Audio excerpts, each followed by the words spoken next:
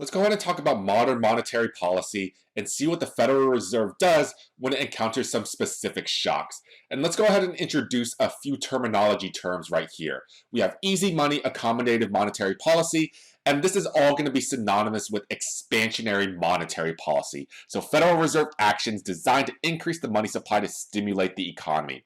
You may have also heard it called quantitative easing. So we're going to be using all of these terms interchangeably with one another. They mean the same exact thing. They just are called different things. So easy money, accommodative monetary policy, quantitative easing means expansionary monetary policy.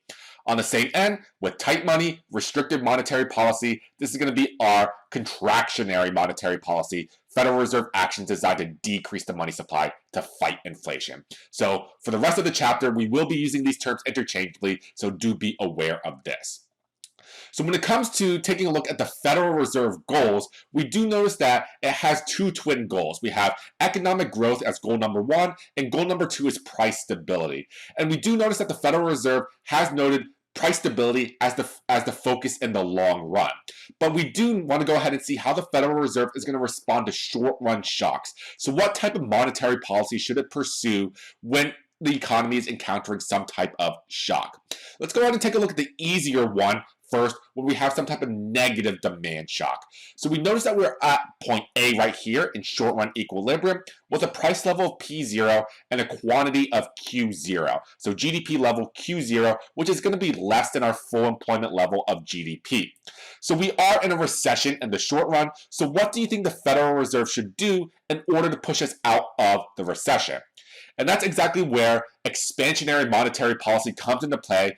As they pursue these open market operations and open market purchase of bonds, that's going to lower interest rates, that's going to increase the money supply, lower interest rates, have an impact on CIG and net exports, and that can help shift our aggregate demand curve away from the origin and back to our long-run equilibrium at point E.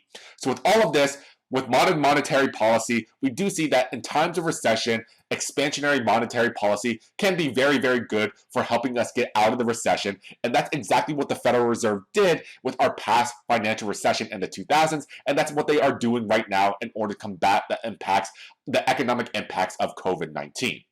However, things become a little bit more difficult when we have a negative supply shock.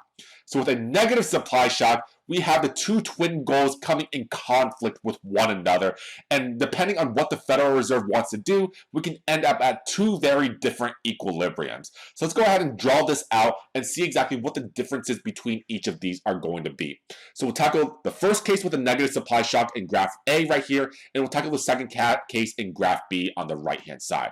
So with a negative supply shock, we have a leftward shift of our supply curve, and this can occur for any particular reason. So initially, we're at point A with our long-run equilibrium with price level P0 and GDP level QF, but something within the economy happens that causes our supply to shift over to the left. The short-run aggregate supply curve to shift over to the left. Maybe input prices are rising, maybe productivity is going down, but essentially, as we can see right this, there's something within the economy that causes a negative supply shock. So we end up at SRAS1, and in the short run, we're left with higher prices. This is going to be a B right here. We're left with higher prices, and we are in a recession. So P1 and Q1 right here. So we are in recession and we have higher prices. We hit the worst of both worlds with a negative supply shock. So a question that we want to ask in this scenario is, what can the Federal Reserve do? So what can the Fed do? So if you're in the scenario, suppose that you're the chair of the Federal Reserve, what would you do in this scenario? A common answer is going to be, hey, let's focus in on goal number one. And that's going to be focusing on economic growth and full employment output.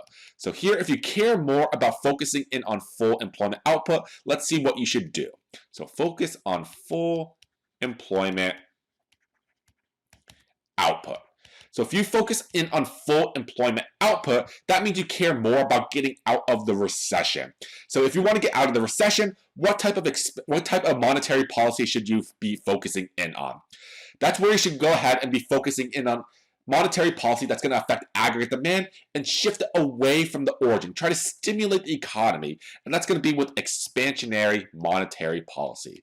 So expansionary monetary policy or loose money or quantitative easing, and that's going to have an impact of causing aggregate demand to increase. And as you shift the aggregate demand over to the right, we're going to end up right here with AD1. And at AD1, we reach our long run equilibrium at point B, right? At point C, where our SRAS1, our AD1, and our LRIS curve are all going to intersect with one another. And that has that innate ability of getting us out of the recession. We get back to our full employment GDP, but that leaves us with higher prices, so P2 in this instance. So if we care a little bit more about getting out of the recession, there is a trade-off that we have to make. We will have higher prices or inflation in the long run, but we will get out of the recession with our full employment GDP output. So full employment output. So with all of this, this is one thing that the Federal Reserve can do if they care a little bit more about the recession, getting us out of the recession. And that's exactly what they did in the 1970s to get us out of that particular recession. However, we do notice that this is only one particular goal of the Federal Reserve, and they can pursue goal number 2, which is to focus in on price stability instead. So here, goal number 2, something else you could pursue with a negative supply shock is focus in on price stability. Focus on price stability. So you want to keep prices as close as normal as they were before the supply shock actually occurred. So here, let's go ahead and introduce what happens in equilibrium with this shock. So here, once again, we always start off with a negative supply shift. We shift our supply curve over to the left. So SRAS1 right here. And once again, we have point B, we have higher prices, we're in recession. So P1 and Q1 right here. However, in this instance, we want to focus a little bit more on price stability. So we don't want to stimulate the economy. We want to keep inflation in check. So we want to go from P1 back to P0 price levels. Because if we pursue expansionary monetary policy, we know inflation is bound to happen. So if the Federal Reserve cares a little bit more about price stability, keeping inflation in check, that's where they're going to go ahead and pursue just the opposite with contractionary monetary policy. So contractionary monetary policy. So here, tight money, we have aggregate demand decreasing instead. So when aggregate demand shifts over to the left towards the origin, we go in this particular direction, we notice that, hey, we're going to go back to AD1 right here.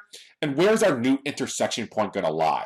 It's going to be with AD1 and SRAS1, so point C right here. And at point C, what do we notice? We notice that we do keep inflation in check. We go from P1 price level in the short run down to P0 price levels, but it pushes us further back into the recession. So Q2 right here. We notice that, hey, the Federal Reserve, yes, they have kept inflation in check, but they've actually pushed us further back into the recession. We notice that Q2 is very, very low GDP compared to Q1 and QF.